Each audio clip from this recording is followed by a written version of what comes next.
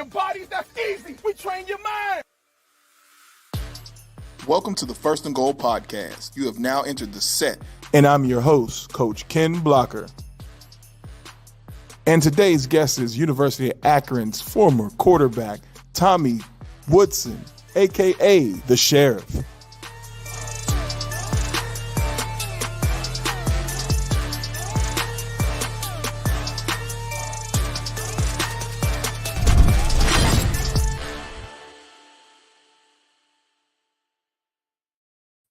What's up, everybody? I'm your man, Coach Block, and this is the First and Goal podcast here in TDS Studios. So, I'm going to get straight into things because our guest is already here, and I got a surprise guest that'll probably be popping in as soon as he checks his email.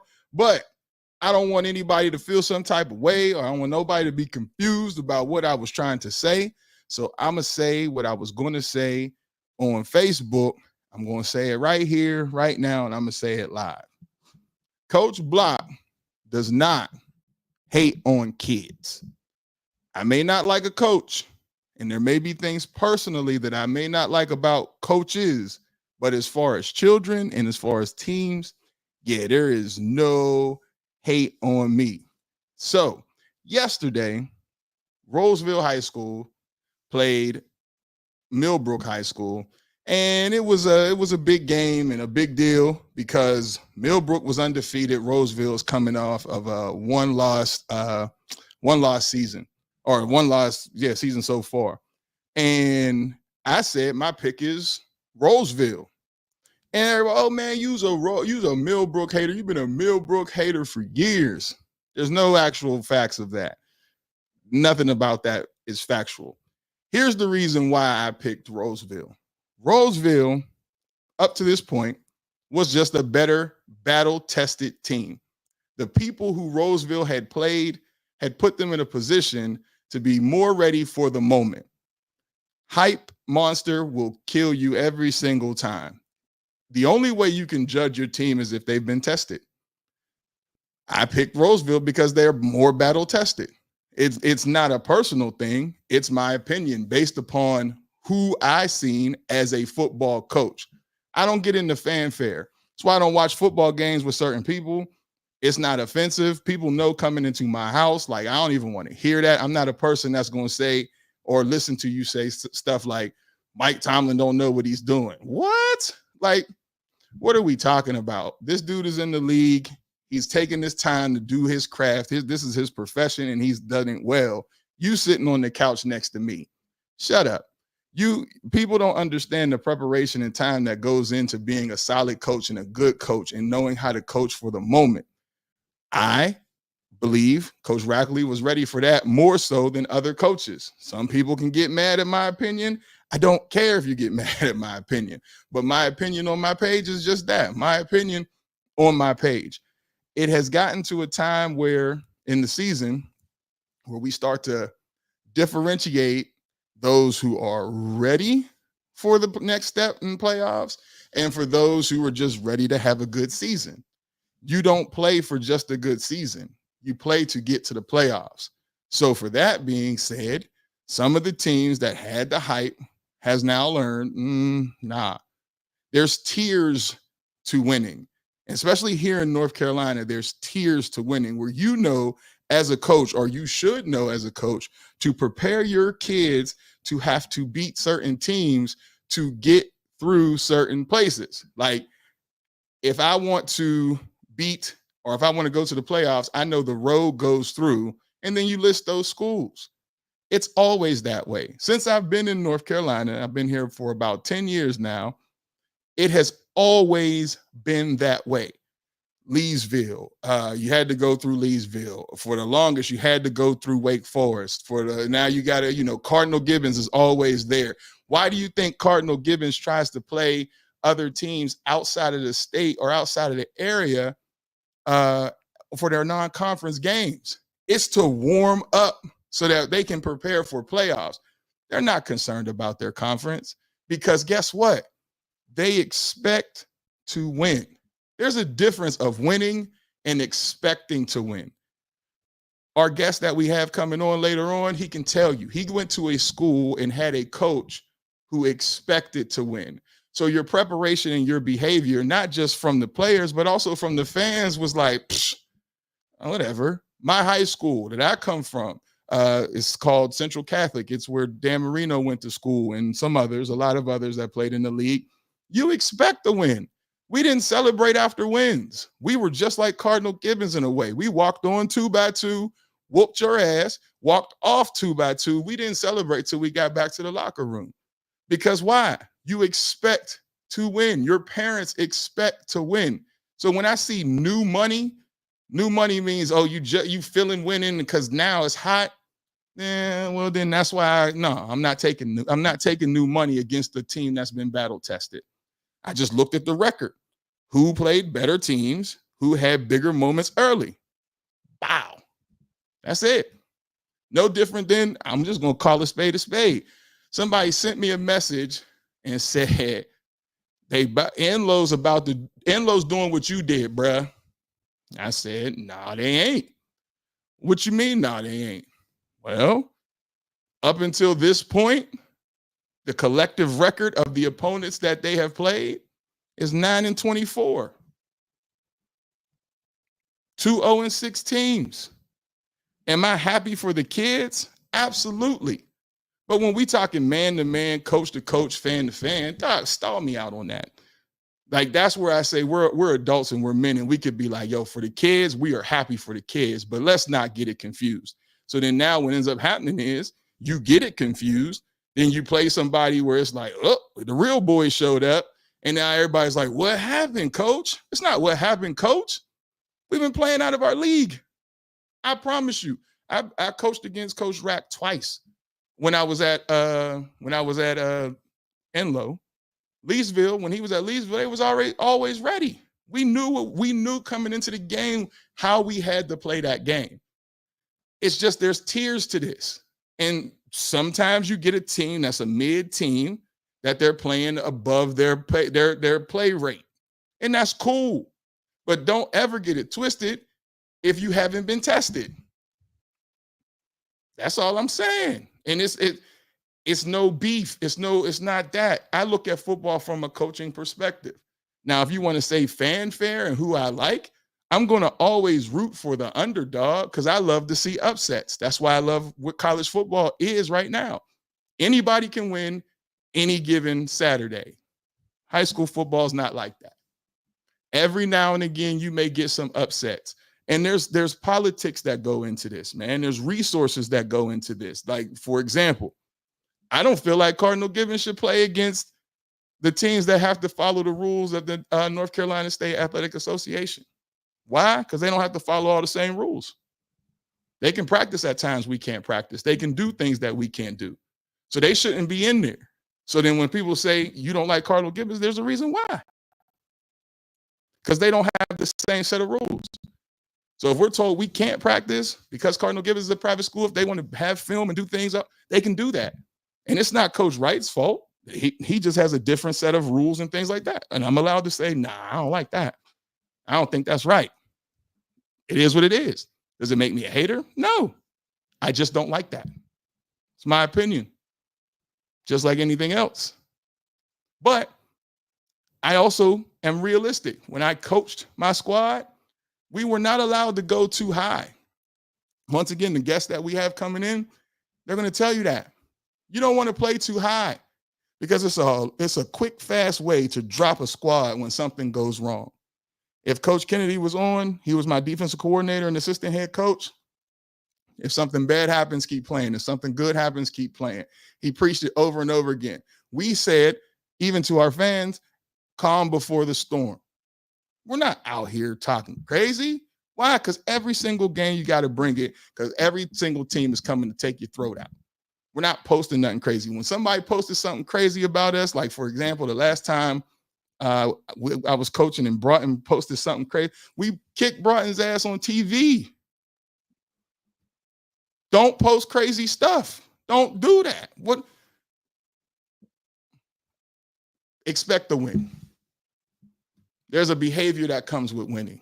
And so for those who are like, oh man, you be hating. No hate. I'm going to explain to you, I picked Roseville to win this game August 17th.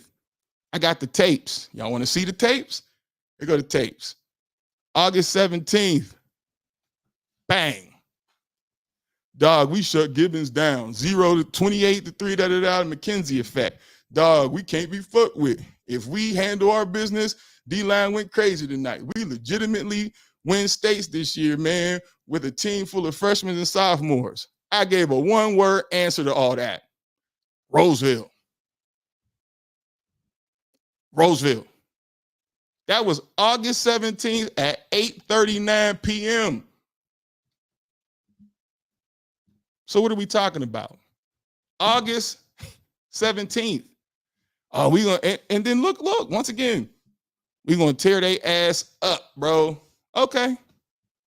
All right, sound good. That's not happening. It's not happening. It's not battle tested. Now, if it was a battle tested situation, okay, well then we'll see. Somebody like a Gibbons in a Roseville, nah, that's tough. 2 battle tested teams. They've been there before. But when we talking about, man, well, this is kind of new. Young team. Now, after getting punched in the mouth, now it's different. Because now that team knows what it feels like to lose, and you play differently when you know how losing feels.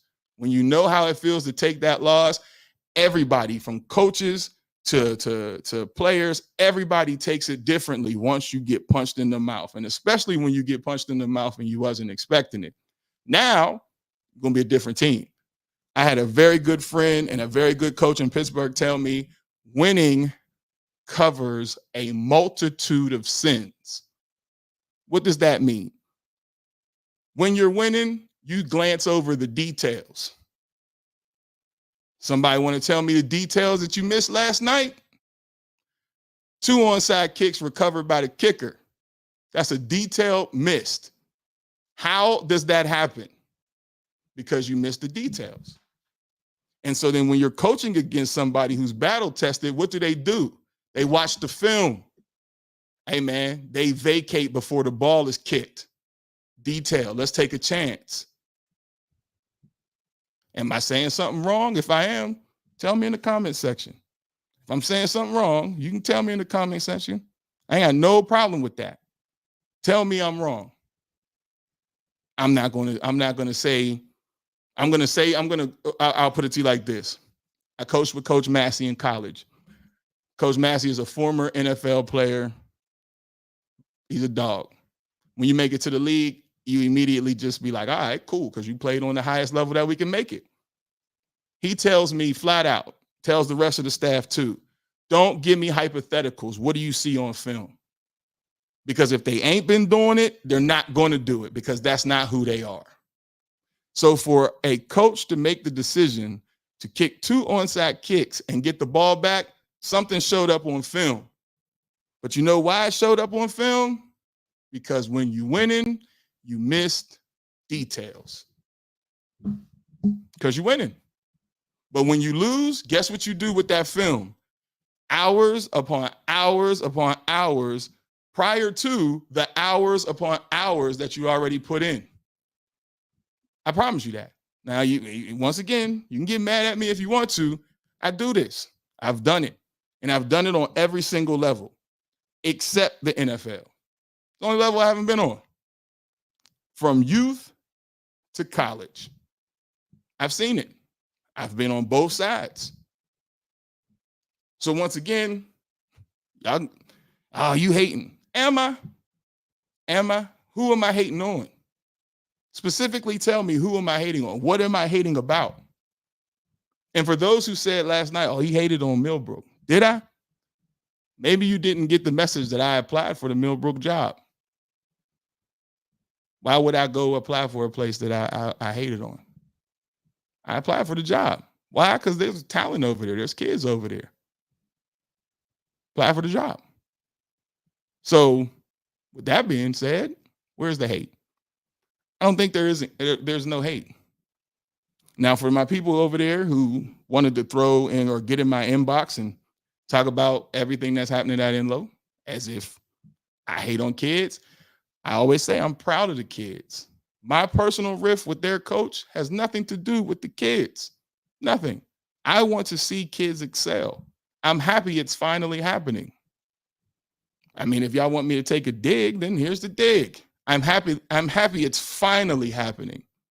I haven't been there in 4 years, guys. I don't dwell in the past. I'm happy that it's finally happening. Good for them. But just like he said when I was coaching, you got to beat the big ones. Well, last night that was one of the big ones and you didn't beat them. Cardinal Gibbons. And you know them and you didn't beat them. So we'll see what happens against Leesville. Good luck.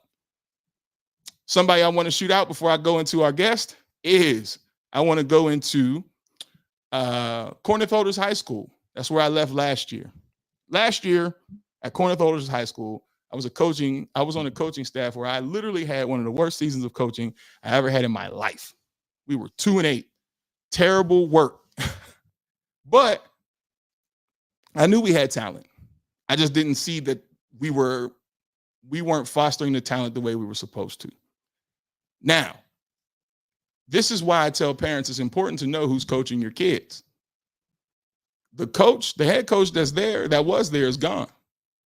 The argument that we had in that locker room was we're good. We're just not investing the amount of time into the kids that we have here to develop them. So it's going to take a little bit more than just leaving practice at 4:30. It's going to take a little bit more. But when you're not willing to invest that time, you lose. Luckily, they got a coach who's willing to invest that time. They're 6-1. Same kids. Was it the coach? Was it the kids?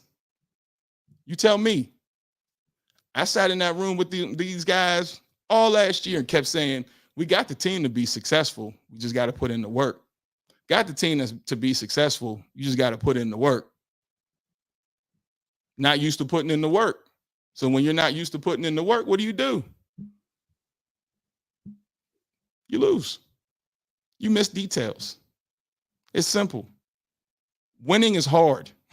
So for those who don't think that it's hard, winning is difficult. And to consistently win is even harder.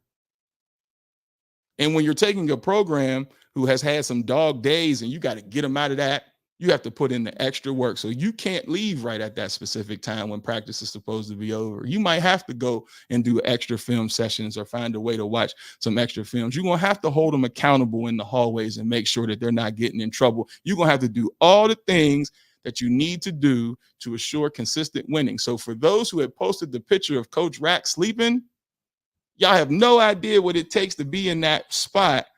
I'm sure that's probably the most, or y'all caught him at a point that was most vulnerable because you just shut down. To do what you're doing in that position, you just shut down. Because I can guarantee you, I'm not in his shoes, but I can guarantee you he does a lot more than just coach football. If you were just coaching football, then you don't get tired like that. But when you have to do that and some more, yeah, you look exhausted. I'm just telling y'all what I know. Now, y'all can feel how you feel, but all I know is what I know. And I've been doing this football thing all my life. And as a coach, I've been doing it for 20 years. I've seen it. So certain conversations, I don't get into fanfare. Y'all can feel how you feel. But on my page, I'm going to state my opinion. You have a choice. Your fingers work. You can take that knuckle and bend it and scroll up. But if you going to come on my comments talking about ball, you're going to get that smoke and we're going to talk like men. And don't talk to me like a fan. And then have that paperwork because I got it. All right? All right. So real quick, got one of the guests coming in real quick. He might stay along while we talk with our other guy. He might not, but I'm bringing him in. And y'all probably wasn't expecting this today, but hey, what's happening, Coach Rack? Coach Rack, you there with me, man? What's good? What's up with it? What's going on with you, man? Hold on, man. Let me get you on the screen now. Hold on. You ain't on the screen. Hold on. Let me see. There you go. What's going on with you, my guy? What's up with you? Hey, man. Hey, congratulations on the win. That was a big win last night, man. Congratulations. Appreciate you, man. Appreciate you. Hey, do me a favor real quick. Huh? Tell me what goes into winning a game like that, man. What goes into winning a game like that? Yes, sir. I'll show you. Hold on one second. Give me a minute. All right. Hold on. Let me show you. Yeah. Can you hear me, Block? I got you. You see who I'm with, right? Yeah. Like it's bigger than football. We out here doing fundraising. Yeah. So the thing is, we could get comfortable, we get complacent about just winning the game, where we could be proactive and get stuff done. Yeah. Yeah. You know what I mean? And that's what Yeah. we're doing. We getting stuff done. Off the field and on the field, man. You know what I mean? Despite of the week we have and things that go on in life, we gotta keep fighting, man. Keep doing what we gotta do. Yeah. That's what we're doing, man. But man, the win was good, man. You know, like I said again, we can't get so caught up on that's the win. No. We gotta keep doing what we're doing, and that's what we're doing now. So Yes, sir. Now tell me, because we can always talk about the wins. Tell me how the loss helped motivate the team to get back on track. it was just a challenge. You know, it was a challenge more so in the sense of like, hey, we lost. Or did we lose, or did we get the game up? You know, but I Right. think I'm thankful that we lost because it humbled us. You know, it humbled Mhm. us in a way to keep fighting and not to get so again on the high horse. Because respectfully, I told all the beat writers and all the reporters and all that stuff that, oh, we are the number one team in the state. I said, no, we're not. Mhm. No, we're not. I Mhm. said, yeah, on paper, because we might have 17 to 18 starters coming back or whatever the case may be, but we didn't win a state championship, respectfully. Right. We Right. didn't get to the state championship, respectfully. We didn't get to the fifth round of the playoffs, respectfully. So how are we the number one team? Yeah. We gotta prove ourselves. So in camp, I told my boys, I said, man, the target gonna be bigger, you know. So all the hype was on us and all that thing, all that stuff, and like man, we gotta play football at the end of the day, man. And you know, that loss I think catapulted us to where we at now. They became to be more hungry, more humble, more determined. Mhm. And the results, we see the results of it, man. So we just got to keep climbing and keep getting better. Yeah. So then how are you keeping everybody just locked in and humble, man? Because it is when that light is shining, you feel good, don't lie, it feel good a little bit when that light's shining on you. But how do you keep high school guys humble to know, like, come on, man, you can't get complacent with this? I do my best in regards to make sure I tell them to block out the noise the same way I got to block out the noise. It's hard. It's really, Yeah. really hard. Mm-hmm. But I do a good job. My staff do a good job when it comes down to we be the ones that kind of jump in front of the bullets for our boys sometimes. You know what I mean? Like Yeah. we are adults, so we can handle ours different than the kids can. And I Mm-hmm. think now that they understand that regardless if we win by 50 or we lose by 50, we always going to be talked about. Right. So however you conduct yourselves, however you continue to keep going is what's going to change the dynamics of our season. And I think the boys understand because again, I don't let them get too caught up on the stars and the offers and all that stuff. Yeah, I give them their hand claps and their applauses and stuff, but I don't do it too long so they won't get the big hand. You know what I mean? Right. Yeah. So I just continue to be real transparent with them, man, and keep showing them, hey, look, we gotta do stuff in the building first, and then the football stuff take care of itself. Yeah. Now we seeing the results of that. And what's one misconception that you would like to speak to where, people may think like you got a whole golden road over there, like it's just paved in gold as you walking down that yellow brick road. What's one misconception you would like to debunk, man? Man, the misconception I would say is this: I was always a foot soldier, meaning Mm-hmm. I was always the one that go to see kids play youth ball. I gotta remember when I first started, when I first came to this area, Mm-hmm. and I always myself before I even became the head coach. You know what I Mm-hmm. mean? And a lot of times, man, guys don't realize you have to operate from a position of leadership before you get a place of leadership. Right. You know what I Right. mean? And I've been doing that ever since I was in college, playing professional ball, even as a coach. I always walk and carry myself as a leader. Yes, And sir. the misconception is I'm young, I'm Mm-hmm. black, got dreads, I'm You from dread it Florida, out. I'm a thug, they don't know who I am. And if you Yeah. know me, you only can do one thing. You can love me or you can hate me. And if you hate me, I really don't know why you hate me. You gotta take that up with God. Yeah. But I think more so the misconception is, man, they trying to figure out what they doing and what he doing and nobody else doing. I love my boys. Yeah. Win, lose, or draw. We go through the fire together. We go through trials together. And they may not like all the time when I get on them, but I love my boys. Yeah. That's why. And boys talk. And they tell other people and other players and all other parents that Coach Wright really love us. And Yeah, that just it is, man. No, I'm not doing nothing different than another coach doing. yeah. And I'm not making people come over here and want to be in my program. People just they see it from the outside looking in, like, okay, what are they doing that we're not Yeah, doing? You know, right, right. I don't know. I can't tell you that, man. Maybe you can answer that for me. So I don't know. No, that's what's up, man. And I know you're busy, and we also got another guest, but we got to schedule it where you ain't doing nothing, Yeah, and we can just sit down and have some time to just talk on this podcast, man. Just because you started this with me, man. So yeah. come Hey, on we got to now. get You, back on I it, know bro. you We got to busy. get back on it. I ain't that You busy, busy, so man. you Look, I just can let I me can know. make time. I can make time for my brother, man. You just tell me when. I appreciate it, man. So then let's go ahead. I'll text you. I ain't we gonna put it on here. I'll text it. All right, I'll text you all right, some times and days. You just let me know if it fit, my guy. all right, bro. Appreciate you, man. All right, man. Appreciate you, man. Continue the good work. All right, bro. Thank you. Thanks. Like I said, man, I don't know. Y'all tell me, man. The man work hard. He do what he need to do. I applaud him, and I applaud any other black coach. Because that's the other thing. It's not easy being a black coach, flat out. And I'm gonna just say it. And I know some people, oh, why you got to make it about race? Because the expectation when you're dealing with young black boys who look like you is different. They look at you different. They have different expectations from you because you look like them. So with that being said, you turn into uncle, you turn into dad, you turn into big cousin, you turn into whatever piece is missing from them. That's what you turn into, and you don't ask for it. It just happens, and either you're good at it or you're not. And if you are good at it, what ends up happening is you end up getting people like our next guest, which our next guy coming in, we're gonna spend some time with him, is a Pittsburgh legend. I love the kid, the most humble dudes I've ever met. He doesn't say a lot, but his play was huge and was always a leader in the field. And he continued from youth to high school to college and had a great career in each. So we're going to spend some time with this guy and talk with him, pick his mind a little bit, and hopefully those who are watching and then those young folks that are tuning in can take some of what he gives in this session, sitting with me here. And I got my man, Thomas Woodson, a.k.a. the Sheriff. What's going on? How you doing, man?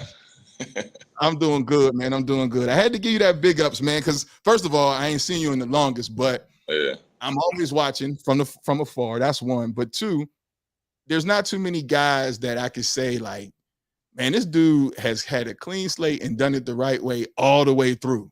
And I appreciate that, man. So I'm giving you your flowers to be a guy who just has done it the right way and has done what has been asked all the way through his career, man. So kudos to you for that, bro. Thank you. I appreciate that.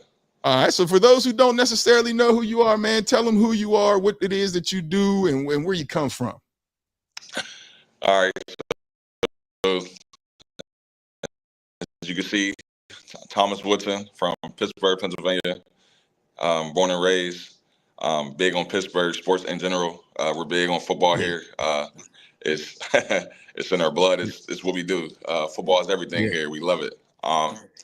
And former college coach, trying to get back in college coaching as well. Just an unfortunate situation to the last school I was at. The school shut down completely. Yeah, so as of right now, I train primarily quarterbacks throughout the city of Pittsburgh. So I got a lot of still trying to get out there more, but I got a good amount of players and kids that are here in the city of Pittsburgh from youth to high school right now. Dope. That's dope. So then don't be so modest, man. You really just went around the fact that starting quarterback at the University of Akron. Go ahead and put that in there, man. All right. Yeah. So starting quarterback at the University of Akron. I mean, we could go on about like how I got the starting position and things like that later on if you want to talk Yeah, about. let's say we definitely gonna go there. Okay. 3-year starter at the University of Akron, led to my university to our first bowl win in school history. Mhm. That season was crazy. Yeah. To think about. 3-year starter, second in a lot of records. I could have broke a lot of them, but I got a shoulder injury, which caused me to miss games and be out for a while. So, but second in passing yards in a career. I'm the winningest quarterback. I have the best record as a quarterback at the University of Akron. But as in records, passing yards, I had the record for most passing touchdowns in the game. I want to say second in passing yards, second in a lot. But if I didn't break my throwing shoulder, I probably would have broke a lot of Took them. them all.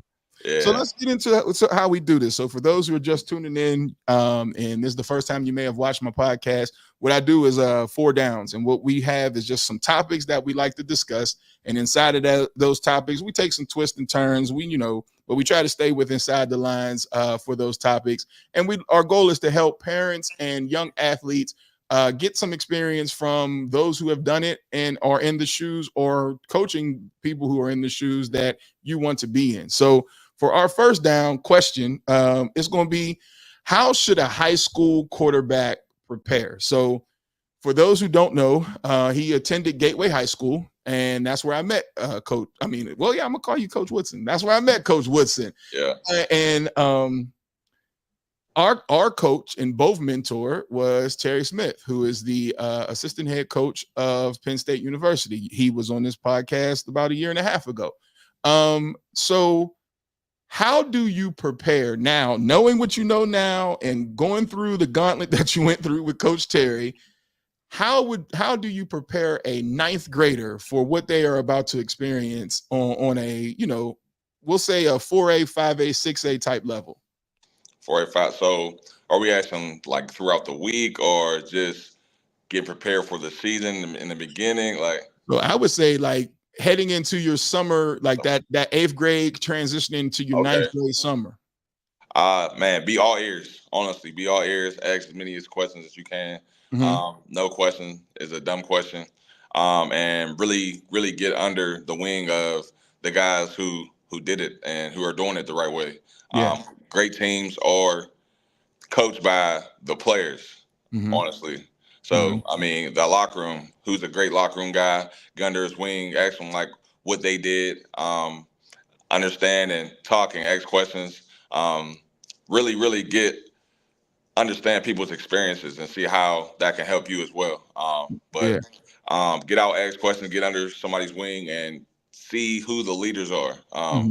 Because if you're taking this serious and you're at a good school, a great school that has years of good and great people, you want to see who they are, and you want to pass that along when you get in their shoes as well. So ask questions, get along, get aligned, be at places early. You don't want to be considered as one of those guys. You want to be considered as one of those guys. But just and just watch who you hang with. Honestly, hang around with. Who your company is. Are they seeing?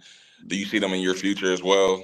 I would say that, but just get under somebody's wing that's a leader, that's done it, and that's how teams are normally good, because it gets passed on and it keeps getting passed on. So years to come. So then, let me ask you this then, because Terry gave us a college playbook, like flat out. That is hands down. You guys were operating out of a college playbook.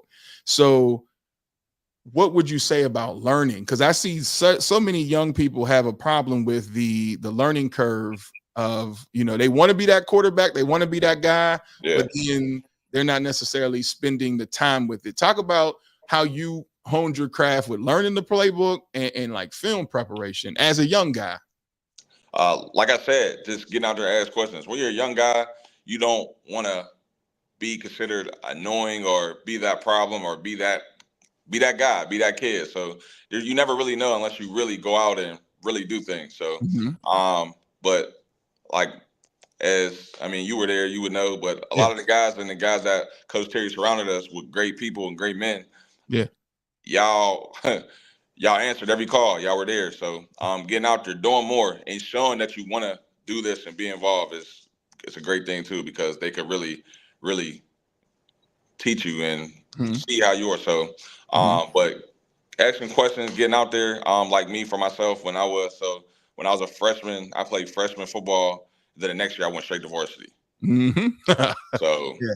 like anytime, our head coach was the athletic director. So any free time that I had, if I wasn't doing schoolwork, I was going straight to his office Mm-hmm. from 10th grade to 12th grade. Mm-hmm. Ninth grade, not really sure. You're like, I don't think a lot of coaches don't like young guys. So like Right, you gotta earn someone's respect, which I get. And a lot of things now you don't really know until you're older. And Mm-hmm. now me being in this profession of coaching, you don't really you understand why you guys did the things that you did. Mm-hmm. And so getting out there, asking questions, and just getting out there, man. Do the most. Honestly, you got to do the most. You got to show that Yeah. you care. Be annoying, but Yeah. a good annoying. So, And if you could, what are 5 things that, and now that you're a coach and you looked at it as what are 5 things that you think, or it doesn't have to be 5, but just give me a few of what you know going into a high school. See, we'll move up like the varsity guys. mhm. 5 things you know I'm looking for on film, or things that they know they need to have when they come out that locker room and it's game time. 5 or 4, up to 5. Just give a list of things that you know, like we got to be able to see if he's that guy. These are the things. Okay, so body language, Mhm. 100%. Like as being a coach, you want to watch the film, you want to see the games, you want to see the highlights, of course. Mhm. But being a coach and a college coach, and if I'm recruiting a kid, I want to see how he operates after a turnover, after a bad play, Mhm. after if you're on defense, DB, what you did after you let up a big play. You got to have Mhm. short-term memory, good or bad, a great play or a bad play. You got to have short-term memory. Right. So if you do something really good, you got to do it again. If you Mhm. do something bad, Don't do it again. don't do it again. So, and like I said, I preach this to a lot of guys everywhere I coach. So, like if you do something bad in the beginning of the game, make up for it, because Mhm. people's only gonna remember that good play that you did. If it was the game winning, stopping touchdown, Yeah. PBU touchdown, they're not even gonna remember the bad thing that you did. Yeah. So just make up for it, have short term memory, and keep going. But I would Mhm. say body language. Um, how well I gotta understand. I gotta talk to you. I gotta see how you are as a person. I want to Mhm. know how your peers see you, Mhm. the people in your school, from the janitors to your classmates to teachers. How Mhm. is he? Is he a good person? Because being a good locker room guy is you got to have that great environment. When the Yeah. coaches aren't around and controlling things, how are things in the locker room? Mhm. Are you a good person? Are you a great person? Are you a negative person? Are you Mhm. spreading like? So I need to know these things. So Mhm. I would say that. Uh, and then like you just turn on the film. Is he a guy or not? Is he Yeah. yeah, is he a guy? Just seeing the um what the conditions are. Yeah. What type of game are you in? Is it a close game? Is it third and long, third down? We need a play, we need to stop. What did you do? And Mhm. not really just watching the highlights. I need to know the actual conditions of the game Yeah. and Yeah. see if we need a play, can we count on you? Is Yeah. he are you a guy or are you not? Which is fine. Uh-huh. And But what is a route? So let's say, because like my high school guy, he could not throw the corner route to save his life. And we okay. practiced it and practiced it and practiced it, but that was just his weakness. He couldn't get the timing because he had to see the guy open. And with that corner route, Uh, you go into a space, he got to go get it. yeah. So what are some routes that you would say high school guys, when you cut on that film, you want to see a high school guy, can he make these throws? I would say because everybody don't have a strong arm, but if I see you Right. make throw a comeback to the field, Mm-hmm. you're on that say you're on the left hash and you throw a comeback to the right sideline to the right numbers on Mm-hmm. time and out of the break. That to me, as being a quarterback, that is beautiful to see. Mm-hmm. Or um, cover three seam, you look to safety, try to get them apart, Mm-hmm. get them go one way, throw a seam right behind the backer's ear, Mm-hmm. right on the line, or a whole shot to the field, Mm-hmm. in that 18-22 yard window, cover two, two Yeah. shell, yeah, too high, and where the corner is not letting you get inside, and the receiver got an outside release and reroute and get and stack Yeah. and get in that area. Yeah. But I would say that those are really, really because I'm not really looking on just like you said earlier, deep balls, and I want to see if you could really operate the offense. Can you Mm-hmm. move us down the field? Can you move the chains efficiently? So, Mm-hmm. and I want to know your numbers. So that as well. I got to know if you're an efficient quarterback or not. Yeah. And as a quarterback, you're different for a reason. But do what you do great. Yeah. And that's what sets you apart. So everybody's not the same. So do what you do is great and be really good at it. So then now, one thing I used to say to my quarterback that I got from Terry, because I used to see him drill you with, come on, Woody, throw the oodles and noodles. You get filled up throwing the short stuff. Throw the oodles and noodles. I use that to this day right now. I use that. So that's crazy that you said that. So I explain that story every time, every school I've been to, the kids I train now. So, and it's crazy. I actually said it in my very, very first interview I got. We played Norway in my 10th grade year. Mm-hmm. And I had a good game, but this is the exact words I said. Coach Terry used to always tell me, you don't always have to eat steak and lobster. Mm-hmm. Them hot dogs and hamburgers gonna get you fed too. Right. I'm like, what is he talking about? Like, and I took that as my career. I took that in college as my playing days. I took that. So for everybody watching, that means you could take this little 3-yard pass here, 5-yard pass here. The big plays is going to come, but just move the chains efficiently. As long as we're driving the ball, take what the defense gives you, and you can't ask for nothing else. So just take what the defense gives you. And the reason why I brought that up is because, one, like you said, that was drilled into us by Palmer, you missed the Millbrook talk, bro. But I'll get to that at the end. So you got to stay. Me and Rack already handled that. You late. So but now the oodles and noodles, I had to do that because I had a quarterback that would drop back and everything he wanted was deep. And we had to tell him, like, bro. So my spin was, hey man, oodles and noodles fill you up, bro. Let's not act like we got to throw deep. You're not going to eat at 5-star every day, bro. Sometimes you got to get a peanut butter and jelly sandwich and keep it pushing. You know what I'm saying? And so I got that from Terry drilling in you because, Lord, I remember, I don't know how many 7-on-7s we went to, and I kept hearing, Woody, what are you doing? Come on, man, the hot dog. Throw the hot dog. Man, I was just doing I'm saying, just like with kids now, I'm saying what they're doing on the videos on YouTube. I wanna look good too. But little do you know, they're only showing the highlights and not the full game. Right.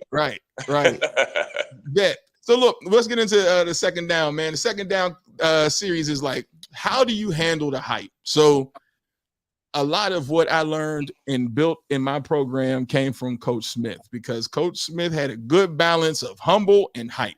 Because Gateway is everywhere. Everybody wanted to go to Gateway, similar to what we was talking about with Coach Rack.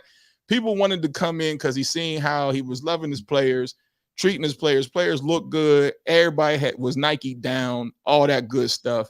But then you still had to play. Yeah. So how did you, as a sophomore starting, how did you balance the hype so that you could still be humble enough to get the job done? Man, so that was tough. So that was probably the most games Coach Terry lost in his career, I want to say.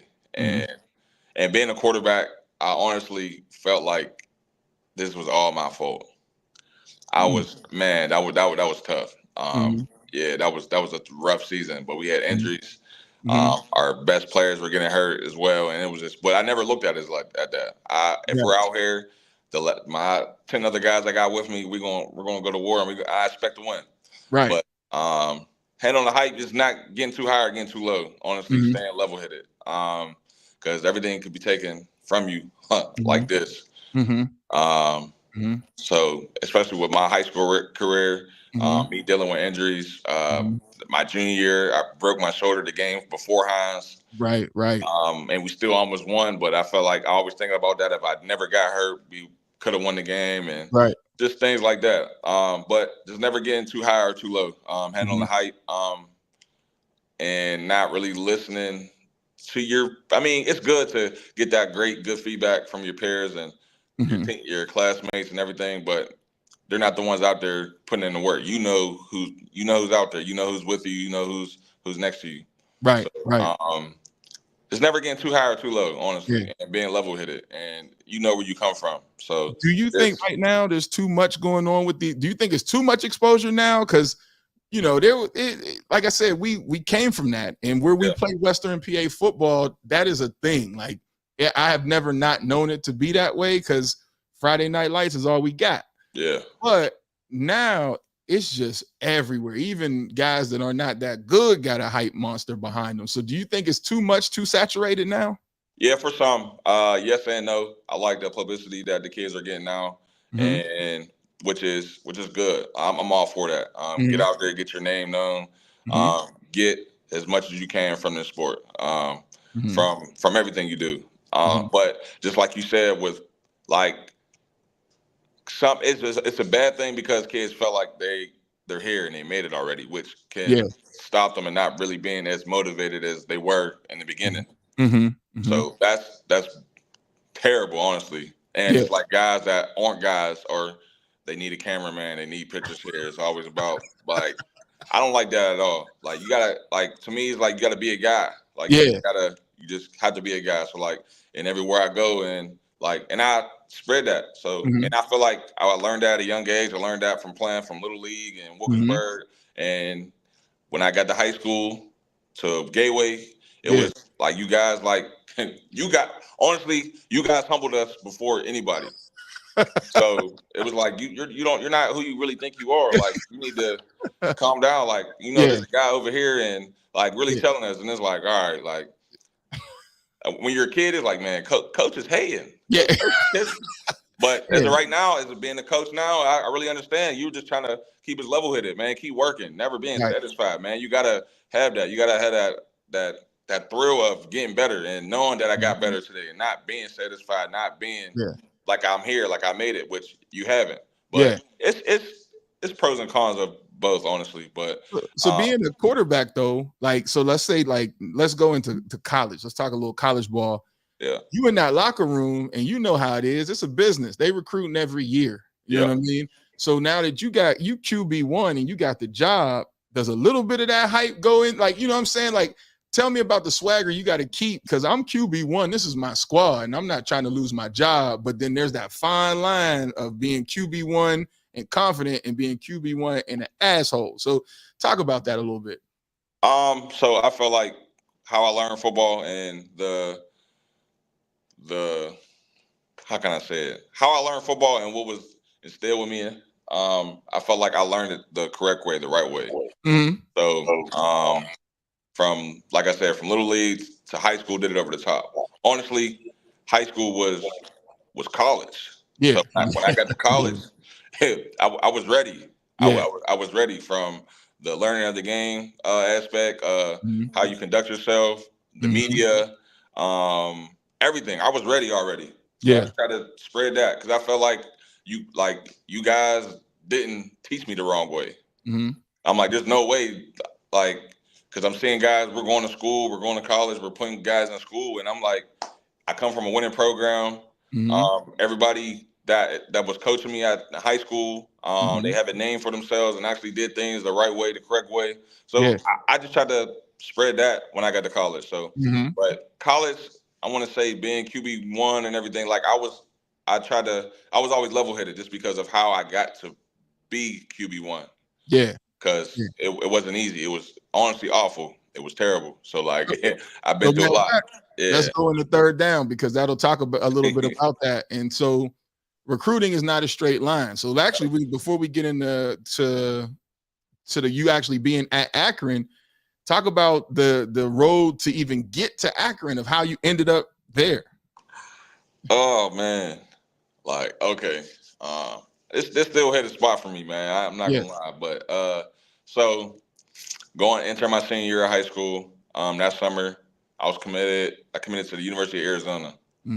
So my whole thing was like, this makes sense, just because when you were there, those coaching staff, the coaching staff from Arizona, were the first school to really recruit me. So because they were at Michigan. We won. So when we won the Michigan 7-on-7, go enter my 10th grade year. I know you still got the picture of the plaque. Yeah. So I still got the picture with my gold medal. So I'm like, this is the first school that really recruited me. they basically gave me a verbal right there. I'm like, I'm coming here. I'm big-eyed. I'm loving it. Just Yeah. being a football nerd as myself. When you go to Michigan, I'm like, I'm really at I'm at a blue blood school. This Yeah. is a We staple. here. We're Yeah. here. My eyes are huge. I'm loving it. I'm loving everything they got up here. So there's nothing you could tell me. Like if they would have told me right here, like we want you to come here, I would have said yes right then and there. Just me and just I love Yeah. the game. I know who played here. I know what's done here. So Right. so I'm like, once they left Michigan and got to Arizona, I'm like, these are the guys that know me. These are the first guys. So I'm like, this is a no-brainer. Mm-hmm. So I'm committed to Arizona. I had Bowling Green as well. But Bowling Green wanted me to commit as soon as I got it. But they were coming to see me all the time. Coach Warren Mm-hmm. Rosario, he's the I want to say head coach at Wake Forest right now. Mm-hmm. And he was the OC at Bowling Green. So he used to come see me all the time. He came to see me like 4 times that summer. Yeah. And I'm like, I don't really want to commit that fast. But the school I really wanted to go to, I wanted to go to Toledo because everybody was going there. All the That's where guys, everybody was going. Yeah. everybody was going. Like his family. Yeah. That summer before I committed to Arizona, we go to 707 up there. Before that, I'm riding around the campus on the golf court with I can't even think of his name, but he's the head coach at Iowa State now. Mm-hmm. I can't think of his, but he was the head coach at Toledo first.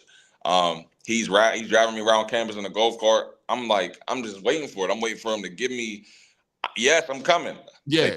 They never give me a scholarship. They never really offer me. So I'm like, man, like I'm waiting. Mm-hmm. So I'm like, all right, I'm cool. So they don't really want me. So I'm going to University of Arizona. The whole year passed. I want to say I don't really know yet. Coach Terry found out earlier than I did. But he didn't really tell me because it's around playoff time. So like that would have been messing up my mental and everything, like especially being a quarterback. Right. I could be biased, but I feel like we're the most important position. I'm just saying this. Center, but all right. All right, yeah. That's true. But he never told me until after the end of the year. So like after we got done. So because a lot was going on that senior year. Our school board was trying to get rid of Coach Terry for no reason. So we didn't know if we were going to have a coach or not, which was my senior year was crazy. It was crazy work. Yes. Yeah. So I want to say, so the season's done. We lose to Woodland Hills. Probably a couple days later, Coach Terry called me to his office, like he's tearing up. I'm like, what is he? Like he didn't want to tell me. Like I'm like, what is going on? Like I don't know what what he could possibly tell me. He's like, yeah, so I just talked to Arizona now, but he told me before, like I talked to him like a month ago. He talked to him like right before like the last game of the year, kind of the playoffs started, that this will happen. But he told me like I just talked to Arizona and they're just pulling your scholarship, like and giving it to somebody else. I'm like, why? Like I'm in there, man, that was crazy. And I'm like, why? Like what I do? He's like, there's nothing you did. Like they just felt like they could give it to somebody else. So I'm like, man, like, and this is probably, so signing days beginning of February. This is around November. So it's really, I got a month until signing day. So at this point, I don't really know if I'm going to play at the next level because I'm not 5-star recruit. I can't wait as much as everybody else. I can't. And at the quarterback position, everybody commits sooner than anybody else. So everybody got their guy. Yeah. So, and at that point, Akron came in. They're like, we're going to give you a scholarship. I wasn't too thorough at the time. I was just sad still, honestly. But University of Akron gave me a scholarship, and it was either there or go to Slippery Rock. And they gave me a scholarship too. And I'm like, I just didn't have, like, there's no, any school, any, if you got a chance to play at the next level, that's a blessing. But just me speaking as being a kid, I didn't have dreams of playing Division II football. Yeah. And I'm like, I'm not going to Slippery Rock. Like, so I took my official to Akron. I committed there. I signed, and that's how I got to University of Akron.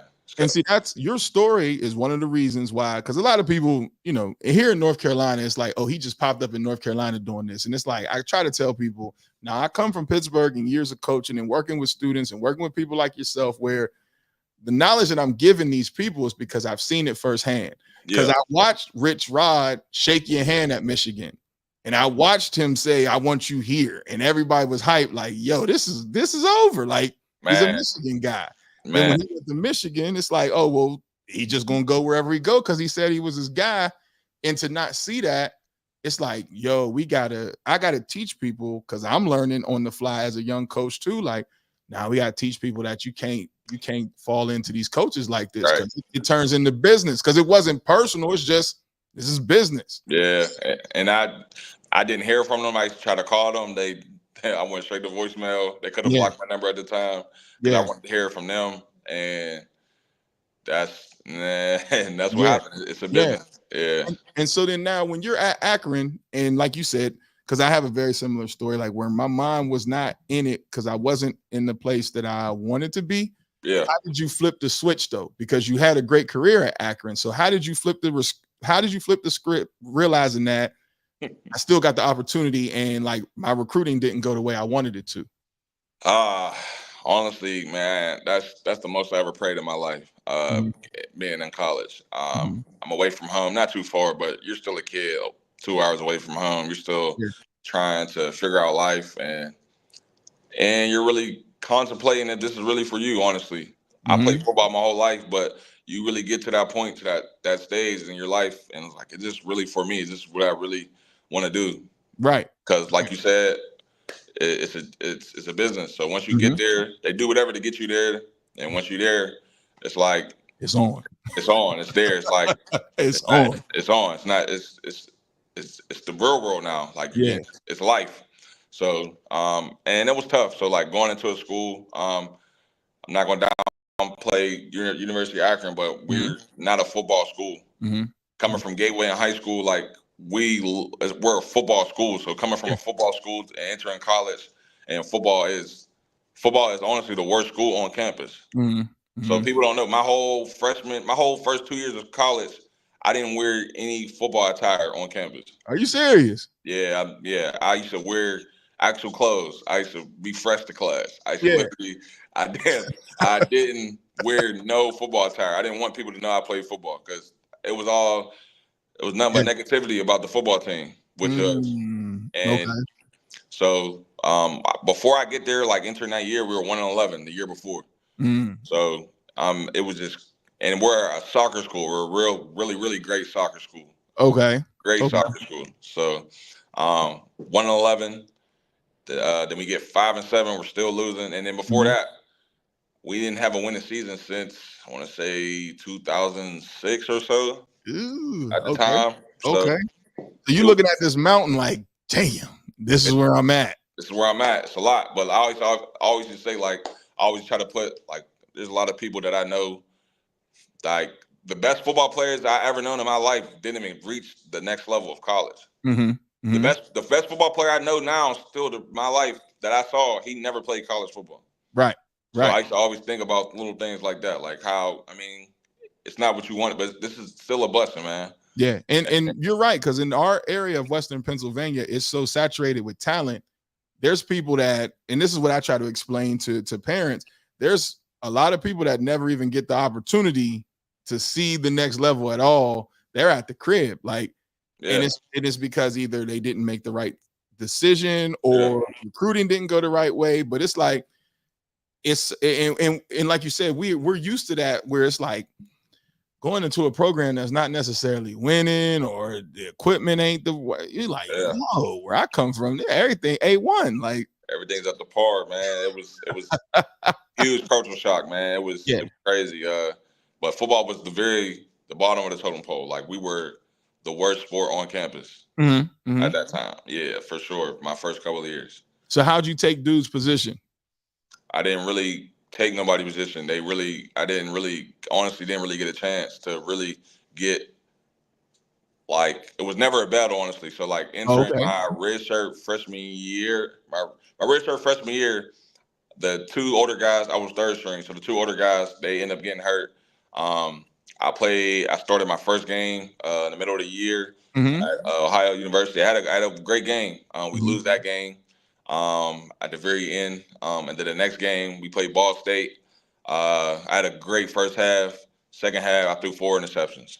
So RPO is run blocking and balls getting tipped at the line, and I literally threw 4 interceptions, and that's probably my worst game in college that I had. And I got benched, and I was supposed to never see the field after that ever again. Mhm. So entering the next year, we had so one of the guys that were hitting me the previous year, he graduates. The starter, he was a senior, and then we had another guy who was in my class actually, like, and it's another thing. So like I used to know all the quarterbacks that all the schools that I wanted to. I knew all the kids that were hitting me. Yeah. I knew all the kids that were going to certain schools that I wanted to go to, and I used to Yeah. honestly look at how were their careers with mine lined up. Yeah. I Yeah. mean, that's just who I am. Like I'm not Yeah. so A competitor. yeah. So we get a guy who he was a top 15 quarterback in our class, and he went to the school that's literally in my backyard. Mm-hmm. Mm-hmm. He went there and he transferred to Akron. So they put him in front of me. So I'm third string heading into that spring before the season. Mm-hmm. In the beginning of the year, they kind of told us it's going to be a battle between you three guys. Mhm. It was never a battle. I never went with the first string the whole spring. And so spring is done. I'm really contemplating on if I want to come back, but my teammates is like literally telling me like, yo, you got to stay. Like you're going to have to play like at some Yeah. point. Like, Yeah. I'm like, I can't deal with this. Like how I'm getting treated. Like it was bad. And I'm Mhm. like, I mean, I'm not really going farther of what things like more stuff happened, but Yeah. yeah, but it wasn't fun for me. Right. It was sad. You was losing So the love. I literally was, and I'm like, I can't be here. Mm-hmm. So I stayed. We go into that fall camp. We get a grad transfer from Maryland. So I'm fourth string. Mm. So and for everybody who knows, like quarterback, there's so many reps you could give everybody. That's it. So, That's it. because the more reps you get a quarterback, the better they're going to be. So, you got to give the guys that you think that are going to play and are better. Gotta You get got the to give them ball. those reps. You got to Mhm. give them. They have to practice. So, me being fourth string, there was certain days I wasn't practicing at all, like Mm. not sweating, like Yeah. not doing anything, Yeah. like so. And I took, and then a lot of people don't know when on the offside kick team, they had me on the front line. They had me on the first line, like Yeah. getting ready for week Real? one. Like, yeah. Oh, yeah. That hurts. That I'm like this is crazy. So Yeah. um to fast forward a little bit by week 3. Um so week 2, the guy that was the starter the year before, so I was so sad the week before we played Pitt at home. I didn't play at all. I'm Mhm. playing against all Yeah. I'm seeing all my friends, I'm seeing Everybody everybody. else. Yeah. Everybody's there. Everybody's like coming to me, Woody, what's going on? And Mhm. there's nothing I could do. Yeah. So we lose the Pit. So the guy that was the starter the year before, he gets a concussion. Another guy, one of my friends that I know, Mike Capera, gives him a concussion Mm-hmm. from Mm-hmm. Woodland Hills. What do you Yep. have? Yep. So he gives him concussion. So the guy that really wanted to play, that was in my class, it's his Mm-hmm. time. Like it's his time. Like take the keys. Like you don't got to split reps. We were kind of doing like a 2 quarterback system at the time to Yeah. really a guy who they felt like was going to separate themselves. So then following week, we play Savannah State. So when you play a smaller school, you're honestly paying them to play you. Yep.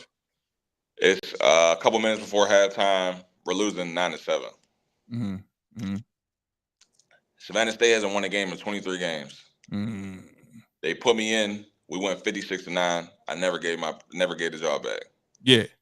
Yeah. And that's how I started. That's how I played. That was college. Yeah. That was That was college. college. It was never really like a battle like in camp or like in practice. It was kind of I got in the game. So imagine being a quarterback, you got to have like a lot of reps, a lot of repetition. So and you got to know your guys. I didn't practice with the first string until I got in the game. That game. Mm. Mm. Baptized by the fire right now. So it was like right now, what you gonna do? And Right. I tried to do my best, and I had 4 touchdowns. We won 56-9. So like, I mean, Yeah. I felt like I did well. And that same year, we ended up going 8-5. I felt like if I'd have played more, we won 10 games that year. Yeah. And that winning our first bowl game that year against Mhm. Utah State at Boise State Stadium on Yep. that blue turf. I remember it. And the rest was history. A 3-year starter, and I never gave my job. I couldn't. I didn't. It was just. So now here's my next question. That takes me to the 4th down because you fought through it, right? Yeah. You see now these dudes is playing 3 games, 4 games, and they going in the portal. Yeah. So the question is now, transfer portal, NIL, all that coaching and all that. You experience basically what these guys are going through and saying, I'm out. Yeah. You persevere and you got the starting job. So the question is now, how do you feel about these guys who are just jumping in the portal saying, I'm out of here? Yes and no. Okay. Because, I mean, you just quitting, like, you really got to sit down and look at yourself in the mirror and really be real with yourself. Because all of this build character as well. And knowing, like, what type of person you really are. So I get, like, I don't mind. Honestly, if the transfer portal thing was a thing when I was in college, I would have left for You would sure. have been in it. Yeah, okay. Yeah, for sure. I would have left because it wasn't fun for me at that time. And I've been here a while. It wasn't like a lot of kids are transferring after not playing their true freshman year, not being a true freshman. Like, that's crazy to me. Yeah, like, yeah. But if you've been there and you did your time, like, it was like, it's year 3, nothing's changing. I kind of get it. I respect it. Okay. NIL, in that sort of sense, I wish that was there when I was in college. Oh, man. But I love it. But there's certain things. I don't like how guys are, like, leaving their schools to go to another school for NIL. Like, if you had, like, history here, you created your foundation here, you created your name here, and you're going to somewhere else. Like, I don't kind of like that, I would say, because you're kind of leaving. When you go to a school, this is your family. Right. You're kind of leaving them. Right. But, like, when you pick a school, you can't just, like, I'm going here for this coach and this coach, because, like, a coach can end up in leaving. You got to fall in love with the school, your peers, the people there. Like, you got to fall in love. Can I see myself on campus walking through these halls for 4 years, 3 to 4 years, or kids are trying to do 3 years and be done, I guess. But can you see yourself being a student athlete here? Yeah. So I would say that for sure. But I like how the players can kind of control what they can do, because, I mean, a coach can get up and leave and everything could be all right. Right. So, and then the player that came here for that coach, he's sitting there in quicksand, sitting there stuck in the mud. So but it's pros and cons to everything, man. But I'm here for everything. NIL, I mean, I love it as well, because a lot of guys don't reach that pro level.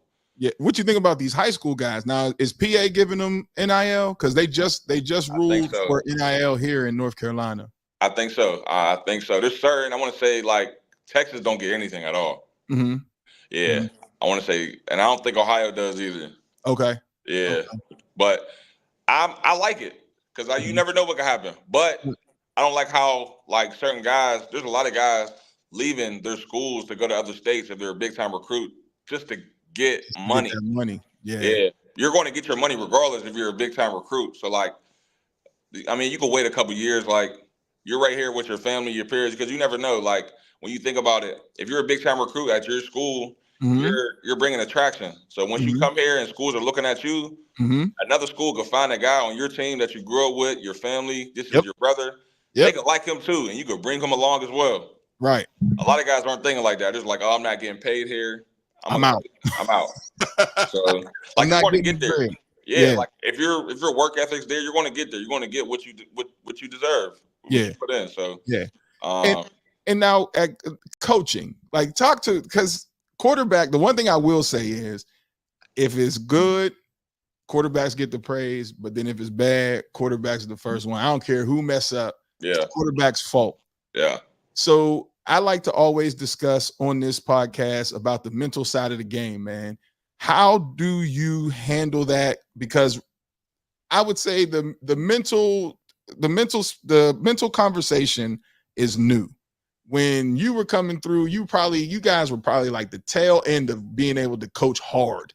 Like, coaching has changed so much now, because you got to take in consideration somebody's mental stability. How do you handle that, or what do you propose these young folks handle that at the quarterback position? Because you guys have to have y'all shit together 110% every game, every snap, no plays off. Oh, man. So I just look at it as quarterback is just like I said, me being biased, it's the most important position. The team looks at you. Everybody's looking at you. Your body language is everything. Can't get too high or too low. and you got to bring everyone along with you. So if that person's not, you feel like it's not with you, you got to be the leader to bring them with you. How are you talking to them? How are you, like, this is your team. Like, so you got to really be hands-on and grasp it all. But how'd you get yourself out of those? Like, for example, you said I threw 4 picks. That was the worst game of my life. How do you not stay in that spot where you know, all right, I got to play for the next snap, or okay, we lost that game, I got to get out of this funk? Because these young kids, I see them, and I don't know, I could be wrong, maybe because I'm getting old, but they stay in a funk a little bit longer, and they're a lot more emotional about things. Whereas it's like, you're a quarterback, man, shake it off. Shit. Yeah. So just like I said, everybody's looking at you. All eyes on you. Yeah. So as a quarterback, we're only going to go as far as you take us. And just like I said, if you're messing up and this is a bad play, like for me, throwing 4 interceptions, it can't get no worse than this. And I'm a firm, true believer in confidence. Like, I have confidence in myself that we're going to come out here and win. I'm going to execute. I got to do what I got to do. And just my confidence, and confidence spreads. I'm not saying cockiness, but confidence. You gotta believe that you're coming out here and you're going to win, and you're the right guy for the job. So I would just say, this is like, you got to think of this is the worst that you're ever going to be. It's never gonna get no worse than this. Move along, man, and just what it is. It's one of them times. Like, and then everybody's not great every game. All the greatest athletes, the people that you look up to, try to use examples of the guys that you looked up to. Everyone everyone has some type of problem in their life that they got to get over. They got to get over the hump. So like, and just, well, like I said, just find the guy that you look up to. I asked, like, who you look up to? Who's the guy that you idolize? Why do you play this game? All right, what is something in their life that they went through? Like, what do you like? Did you stay in it? Like, and honestly, like, I don't know, man. It's just how I am. Like, it's only the worst you're going to be, honestly, man. But like, seeing who you idolize, all right, what did they go through in their life that really forced them to really go even more harder? So that's what it is. And so for those who don't know, down here, and I'll tell you, Woody, because I don't think you know. So because I've seen what happened to Dondi at 7-on-7, I don't like 7-on-7. Like, so down here, all the coaches laugh like, oh, he's a 7-on-7 hater. But it's just because I seen one of the most gifted athletes I've ever seen in my life lose a lot because of a 7-on-7 play, which he ended up scoring. He caught the ball. It still was a great catch, but he tore his whole knee to shreds, right? So what do you think about like the 7-on-7 movement? And then also, like, do you believe there should be load management for a quarterback in their throwing shoulder, like throughout the summer? Like, how should a quarterback train and not throw their arm out? That's tough. Just like I said, anything can happen, honestly, with injuries. I like 7-on-7 just because it's kind of like our football's AAU of basketball. So that's why I kind of like it. But I mean, you are gonna get those players that's like dirty and trying to hurt somebody else, but not really thinking of the big picture of this is not the season. This is not. We're all working out here, working on our craft to get better, and working against somebody else that we're not going against every day, which is our own teammates. So but I understand of getting hurt, but I mean, you could get hurt in any other ways. All types of ways. So you come from the adage that quarterbacks should be throwing as much as they can. Yes and no. Okay. Tell me if there's something wrong with your shoulder, like, let me know. Like, right now when I train kids, like right now during the season, like there's this one kid that wants to come to me twice a week. And I kind of I want to get him on the days where the offensive side of the ball is not the focus of the day. So I'm not having you throw a whole bunch of times at practice, and then you come and see me, you're throwing more. So, and then just use your resources. Use what you got. Use what you can. Take care of your body as much as you can. Like, are you doing? You said that. Yeah. Like, so are you doing? Like, you got to rehab. I'm sure you got to go see him. So do you start that because a lot of high schools don't have that type of access, right? Yeah. So what can a young quarterback do to rehab or to keep his stuff up? Because, after practice, Coach Smith kept you iced down and everything else, but everybody don't have that. So what are some of the after practice rituals that you need to do to make sure you keep your arm stable? Ice your shoulder and your elbow. Okay. If you feel anything, ice your shoulder and your elbow. If you don't have ice at like your football facilities, man, do it at home. Yeah. 30 minutes. A good 30 minutes, ice your shoulder and your elbow, because you don't want to feel when you get to that point where your whole arm is numb. But icing your shoulder and your elbow, doing that, band workouts to strengthen your shoulders. What else? And getting a massage. A massage or everything. And it's not just your shoulder, so it's your back, it's your everything. What you don't think really has enough that goes with your thumb, shoulder, and your thumb motion, everything. It really does. So getting massages on your traps, your everything, honestly. So if you can get that. I tell players, they think it's funny, but like players that got, like I see them, I'm like, that's your girlfriend? They're like, yeah, that's my girlfriend. So I've been coaching. I coached D2 the last couple of years. We don't have a masseuse. Yeah. Get her to rub your shoulders. Yeah. Yeah. Have her rub your shoulders. Get a massage. You use your resources. Use what you have. Because when I was at Akron, we didn't have a masseuse. Well, we had a masseuse, but it wasn't for the football team. And I got in trouble for using the masseuse when I was in college, which is crazy. Yeah, it was for the track team, but the masseuse didn't care at all. Right. So I snuck and asked her, like, can I please get a massage? Right. So it came to a point I got in trouble for that, to where as my football, like the football team, we all put our money in, the little bit of money that we were making. Yeah. We got our own team masseuse. We should go to her house and we just all paid her out of our own pocket. Right. Just to get right. Just to get right. It's what you need. So just try to use your resources as much as you can, honestly. Yeah. Definitely. So then we've been talking for a while, so I don't want to hold you for your day for too long, but tell the people how they can get in contact with you back at the crib, or if somebody just wants to watch film. Like, matter of fact, before we go, let's talk about film, because I believe film is the most important thing. Yeah. Young quarterback, right? Yeah. When he sits down with his huddle, how does he start to read coverages? I had somebody ask me that, right? So I'm going to ask you, because that's what you do. That was your job. That's your profession. You're a quarterback.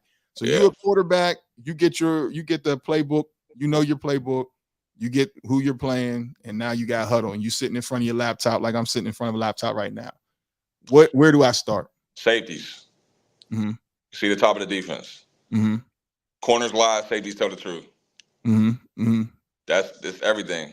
And how I try to simplify it, if it's an odd number of safeties, the coverage is going to be odd, because that's what you're going to get at the high school level. It's very few schools, especially right now, that's kind of going to try to change and switch safeties and roll the safety down. It's not a lot of schools doing that. So I'm going to try to simplify this as best as I can. And then your best teacher is your experience. So you're going to start seeing things once you start playing even more. But safeties.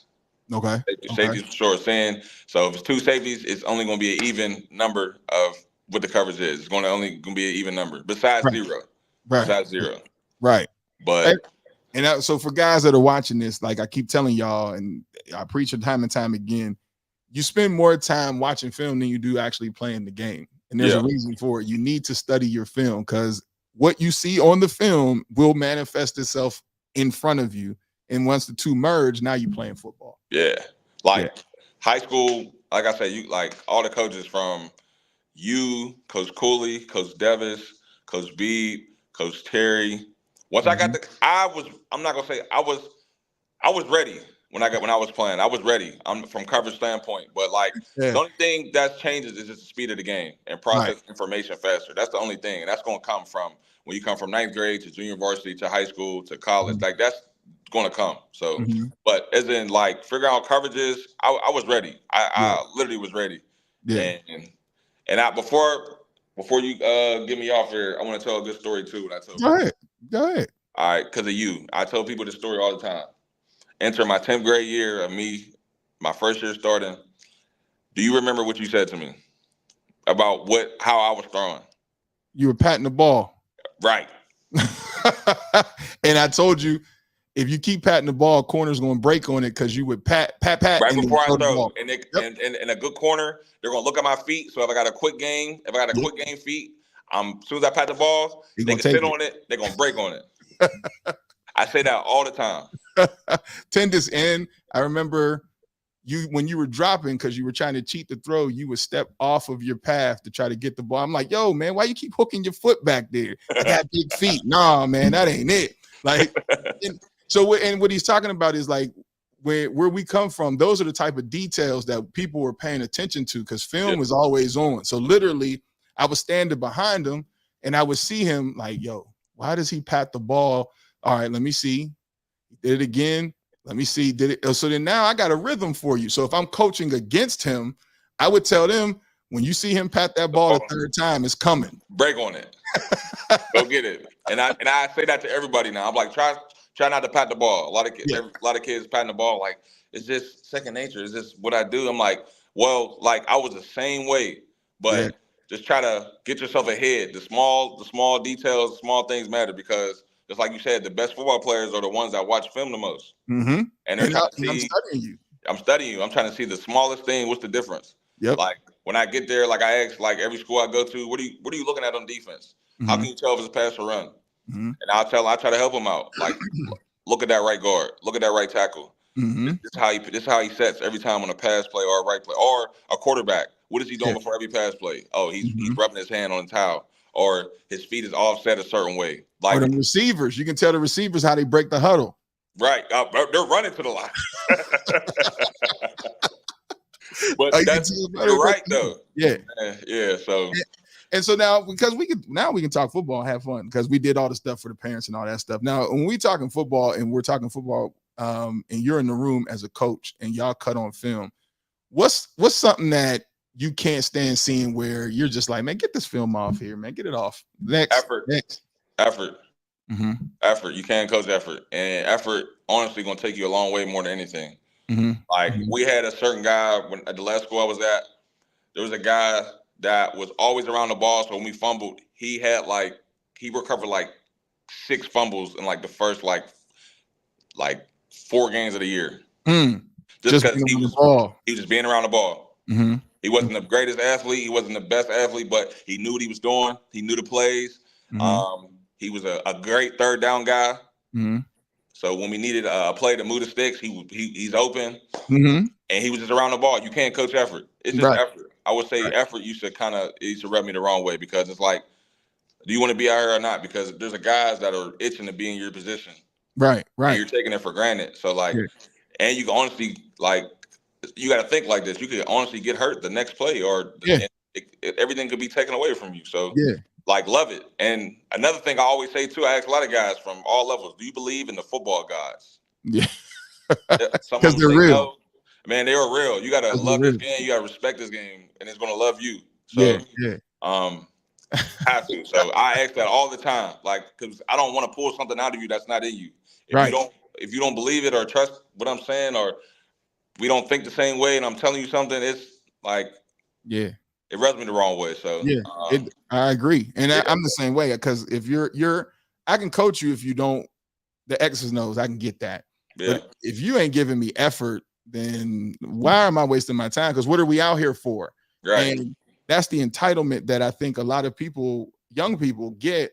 And I think sometimes, personally, my opinion, just as an older coach, it comes from parents because parents are not the ones that's drilling the kid like, yo, nah, coach said this, get it done. They'll come to bat for a kid, especially in high school. They'll come to bat for a kid. Well, my son feels.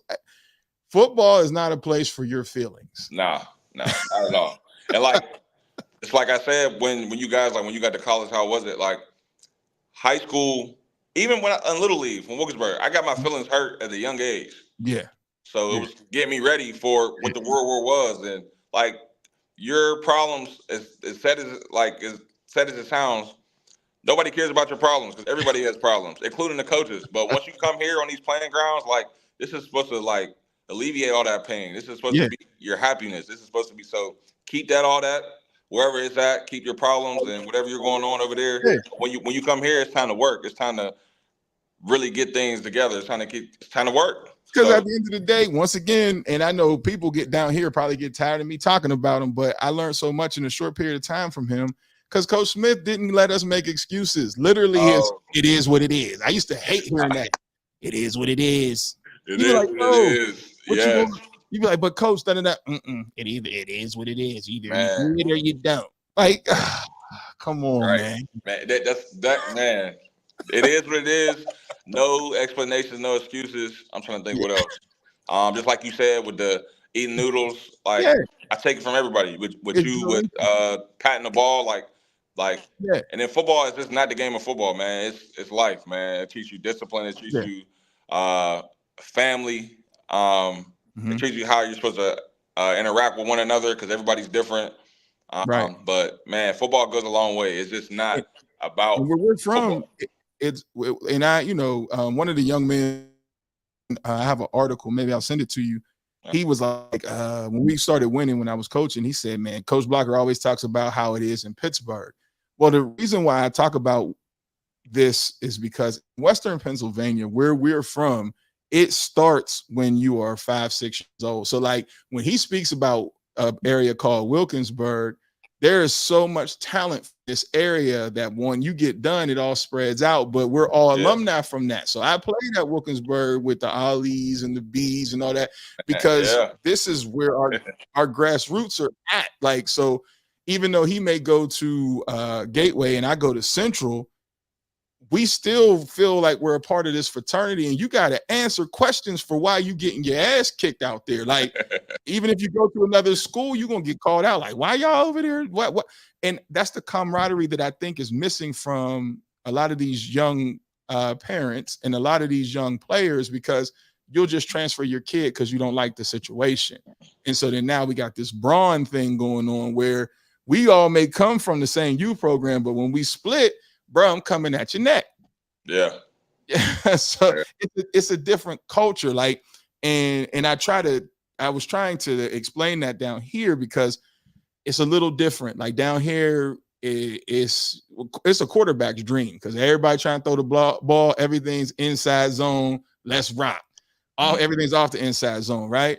Yeah. And so literally when we got hot at Enloe, it's because I just made it Western PA football. Okay, I got 3 big backs and we just gonna run the ball down your throat. Man. And you end up finding out who really wants to play this game. And there's some things that I want you to talk about just as far as like mindset, because we now, like I said, we did the stuff that I do for the parents, but I just want you to talk about the mindset because so much goes into training to be a dog. Like you played against guys that are now in the NFL. Yeah. And this was like every Friday. This wasn't like every now and again somebody showed up. Every Friday from Miles, et cetera, you playing somebody that's in the league. Yeah. What's that mindset even as a youngster? You get what I'm saying? Like, what is that?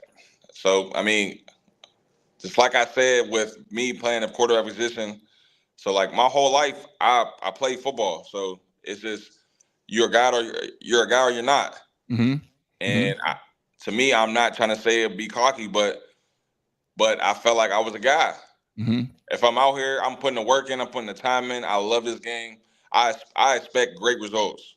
Mm-hmm. And that's just who I am as a person. So like with the game of football, I felt like I excelled at all levels. I did pretty well, honestly. Mm-hmm. So if I'm putting the time in, I expect great results. I don't care who I'm playing against. You just said my next question, because I was going to say there's a speech somewhere that I did where I told the kids that I was coaching, y'all keep trying to cheat the game. That's not it.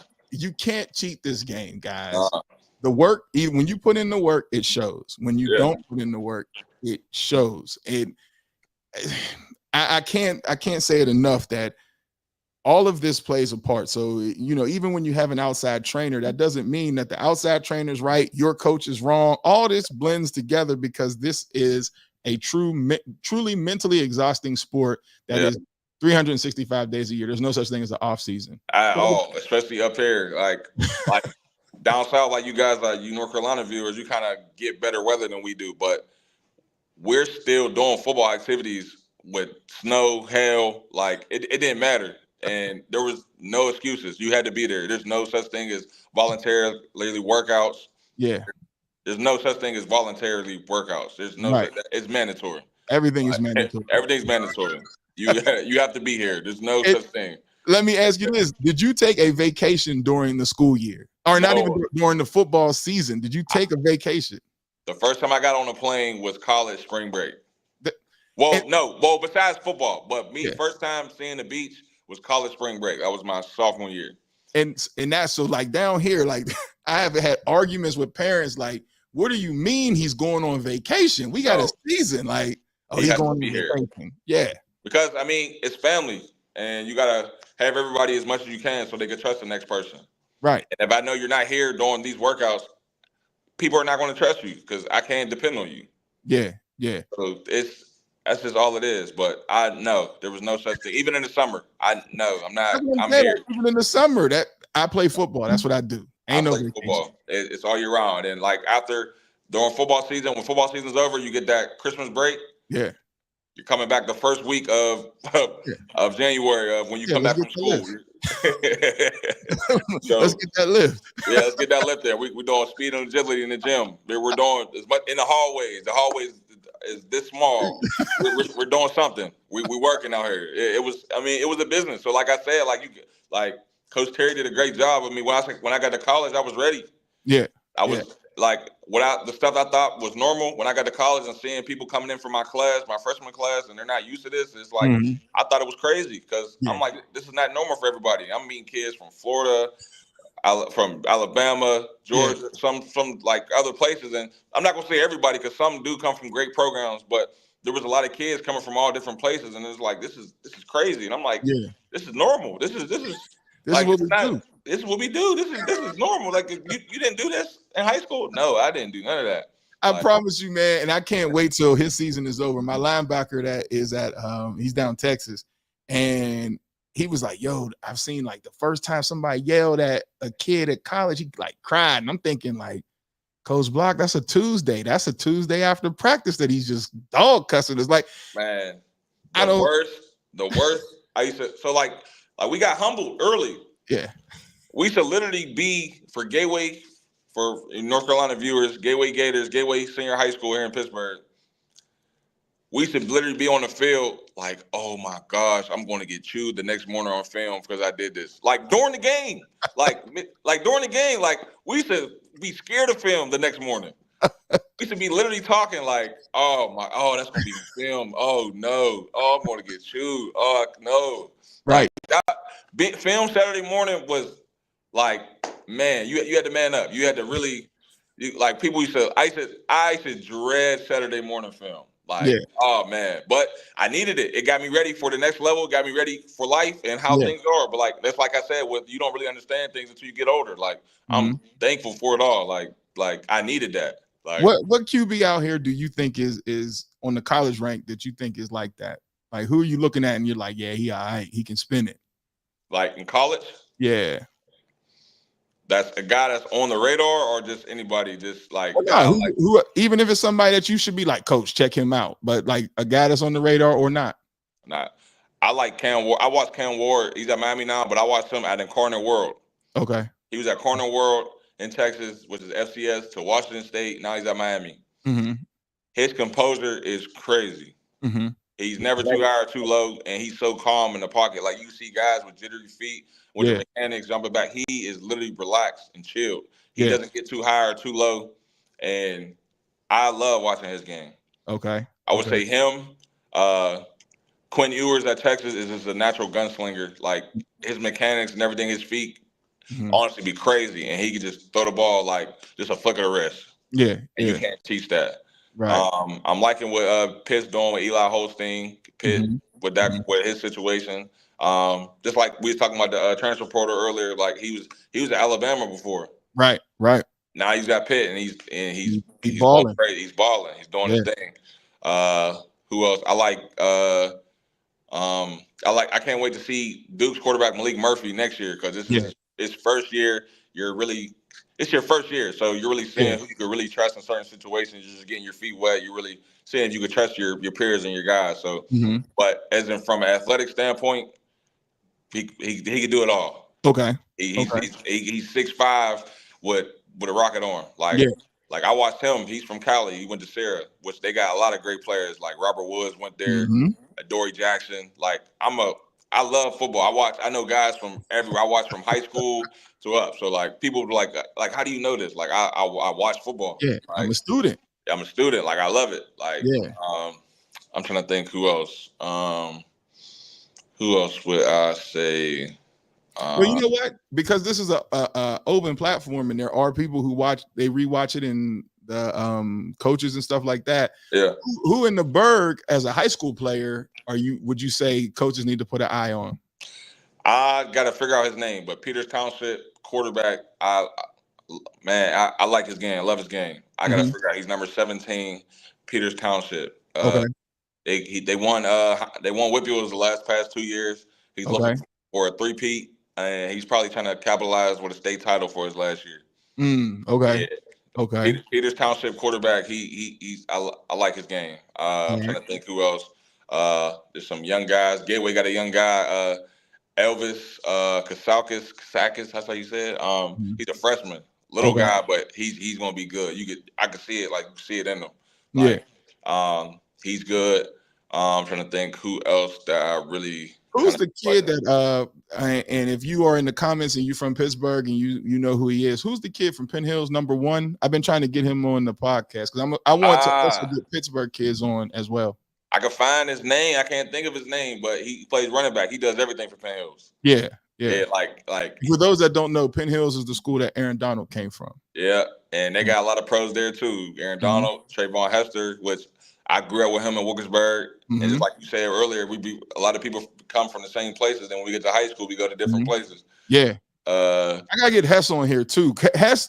So for those who don't know, Hess played for the Eagles. He played pros, and I think that was the year that they went to the 2 years ago. How long ago was that? He was the one that blocked the field goal for them to get into the playoffs. Yeah, it was in the playoffs. We'll get to the second round. Okay, yeah, I got to get him on here as well too, because he's coaching now as well, isn't he? Yeah, he went back to Penn Hills. He was at Toledo, and he always talked about. He's like, man, I'm trying to get back to high school. So yeah, he's at Penn Hills right now, and I could get you. Lock. I could tell him that you're trying to get him on. I talk to Trey Hess all the time. So man, tell Hess he needs to be on here. He did me a solid when my defensive end was talking about getting a job, and meanwhile he got all these.